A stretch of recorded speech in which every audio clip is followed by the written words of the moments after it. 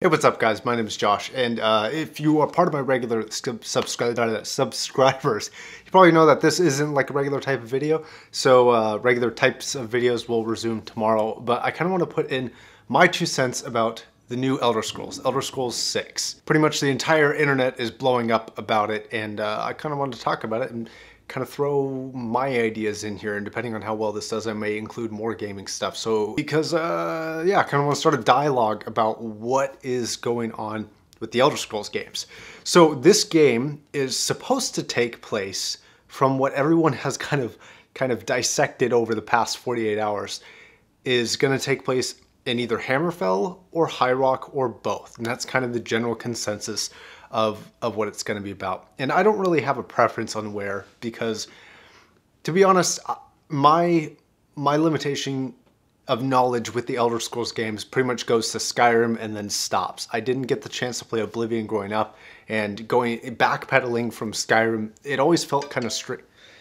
Leave me alone. It always felt kind of strange to me because I just didn't know about it, but I do love the lore. I love the information. I'm subscribed to like Fudge Muppet, Camelworks, all those types of guys who go back into that lore, and I'm incredibly grateful to have them to learn information off of. So what do I want in the Elder Scrolls 6? And just so you guys know where I stand on Skyrim, I got Skyrim the year it came out for Christmas, and I have played it ever since. And throughout all the systems, all the different versions that I've played it on, including probably about 1,000 hours on a pirated version, which I totally didn't do. I probably have like anywhere between 4,000 to 6,000 hours on that game. I have an impressive amount of time. Not the most, but not a bad amount either. And personally, Skyrim is my all-time favorite game. That game is something that I love the most. In fact, I've already informed my girlfriend that as of Skyrim coming out, we're basically breaking up. Now, she has until Skyrim actually coming out to stay with me, so there's that. I mean, that's cool.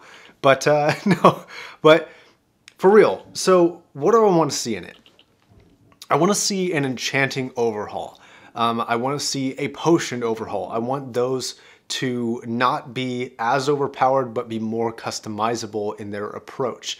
I've heard that both enchanting and potion making was definitely more customizable in Oblivion, and I'd like to see it take a less overpowered and more enjoyable, entertaining kind of visceral approach that has more creativity behind just putting two ingredients together, or just getting a soul gem and getting an enchantment and then slapping it on a shield or sword or your armor. One thing I wish they do keep is the ability for characters to be completely overpowered in one category, because they already have this balancing act that's very good. Like if you're a mage, it's very easy to be an overpowered mage, but when you get into high levels of the game, and you get there very quickly if you're overpowered, it balances out. There's really only like one character build, which I want them to keep it in, but subdue the shit out of it, is going to be the Sneak Archer. Pretty much no matter what level you're on, you're pretty much super powerful as a Sneak Archer, and I like the mechanic, I like the gameplay of that, and I wish they would keep that, but make it a little bit more balanced. Make sneaking more dynamic, make it a little bit harder, and not to the point where you can literally just, once you get to a high enough level of sneak, I wish they would have some semblance of intelligence for the NPCs, because as of right now, like my sneaky character, I can literally just walk in front of people in broad daylight and they can't see me. That's too much. Like maybe with the assistance of like invisibility, that might be something that I can get down with, but with just sneaking and like crouching and like I'm just like walking past them, like no, there's no way they'd see me. So have something that makes sneaking and arrow shooting more dynamic and more enjoyable, or have like modifications to the bow that makes it quieter. And so you have that portion of a factor into when you're shooting. If you have a really a bow that's not upgraded for quietness whatsoever, yeah, it's going to attract a lot of attention. But as you upgrade the bow or get different bows and you have good armor and you start to like do the sneaking thing, then you can have like a bow that like you can shoot enemies without other enemies noticing. I think something like that would be really, really cool. Another system that I know was included in Oblivion, if I'm not mistaken, was the ability to have a sword, shield, and your spell would just be like the Fusro Da button or whatever, where it wasn't required to be held by your hand. Now, I think that this could be overpowered if not done correctly. I think there's ways to balance it, but I don't know if it would work out technically properly if they keep magic as powerful as it can be if utilized properly. Another thing that I wish they would add that they took away, I think it was more available in Morrowind with the, and again, I didn't play these, I just know a little bit about it, but they had levitation, they had verticality to the levels and to the world, and I really hope that is something that is included in the new Elder Scrolls. And the reason why is because there was a really good video from Camworks about this verticality, this levitation thing. And I think he's right. I think it adds another dimension to a game in terms of like, you know, we're so used to just scanning left, right, left, right, left, right, around the corner, around that corner, maybe look down, maybe go in the water. But we're not like engaged in the world. We're just kind of filtering through a process. And it becomes so predictable after a certain point that you have this, like, you can go through a dungeon and be like, there's probably going to be a chest within the next like 2 rooms. And if you've played the game enough, you know that like it becomes unexciting to run across a chest. So unexciting, in fact, that I almost don't even open all the chests anymore because, one, I'm so used to the gear and I know that I can either make or I will find it laying out somewhere else, and I'm not in that big of a rush anymore. And 9 times out of 10, I've already upgraded my gear to a better level than anything I'm going to find in a chest. And then, shit, what was I saying? So verticality adds this aspect of curiosity and not making it a requirement and instead be driven based off of aspiration and curiosity is going to be something that I really, really look forward to. Another thing that I look forward to is I want them to do kind of a combat movement overhaul. I like the combat system that exists. I think it was an improvement over Oblivion because I have played Oblivion a little bit, but less than 20 hours, like very little. And the thing with Oblivion is it was just like shing, shing, shing, shing, shing, shing, shing, and you just keep pressing A. And then you kind of had this like polar opposite reaction with Skyrim where it was just like shink, shink, shink, and it was very like left, right, choppy, and the movement and the mechanics were rough. Now, I appreciated the gameplay in terms of its consistency, in terms of your ability to be good if you were a good player, and punishing if you were a bad player. It's not the best in a game, but it wasn't horrible. But I wish they would do like a combat overhaul. And ideally, I would love to see like the kind of free roam mechanics of a game like Dying Light in terms of like your climbing ability, your movement capability, with like really dynamic sword fighting. Include parrying in there. Include like directional shield blocks, not just in front. So, you know, if you have the shield here, right, you're blocking here, and somebody is coming at a sword from here, you know, I want you to have to move that shield up to where it's going to block the sword, not just in generalistic area, sorry, not generalistic area, but not just in like a general area. And so if they made the combat and the movement more dynamic, I'd be incredibly happy, as well as adding verticality to everything. And I feel like the potential for Skyrim, or sorry, not Skyrim, but Elder Scrolls 6 to be great is so vast. And speaking of vastness, that's one of the things that I crave above all for them to keep. See, even with, let's just meet it in the middle, probably about 5,000 hours of Skyrim total, not to mention countless videos I've watched over the many years.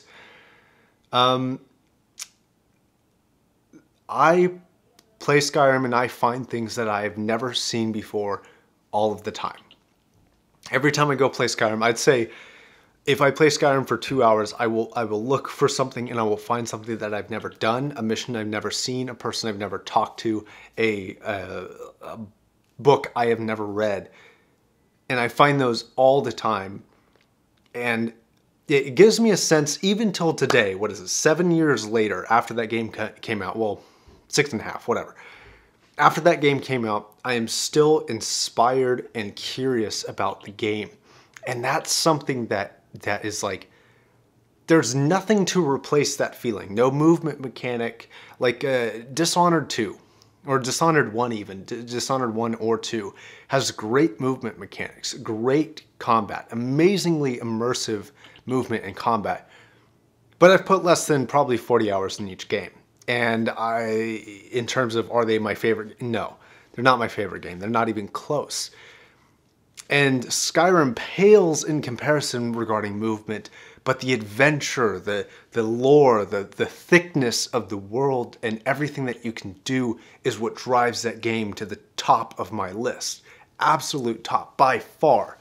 The only other game that I really consider to be as good, and it's not nearly for the same reasons, is Minecraft. Because I grew up playing Legos, and Minecraft was like an opportunity to put my building ideas as I was a kid into like an existing world. So it was a whole nother reason. But back to Skyrim and Elder Scrolls 6. If they, the thing I want them to keep above everything else is the vastness of the world. Keep the expansion. And if they can make something as dense or denser and bigger than they made Skyrim, I will be incredibly happy. In fact, honestly, they could keep the same engine, the same armor, the same everything, the same, they could basically make Skyrim, but if they made it bigger and in a different place, I would be happy. That would be enough for me. They just have to keep that largeness aspect to it. They have to keep that epic feeling to the world where you don't know what's going to happen when you play. You know, you might find something that you've never done before. You might see something that you've never seen before. And, you know, there's a billion nuances to everything that you do. And there's no way for a game to replicate that feeling without actually doing it. And so above everything else, I wish that's what they would do.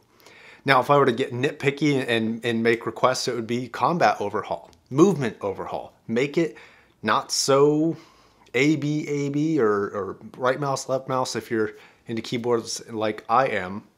And just don't fuck it up.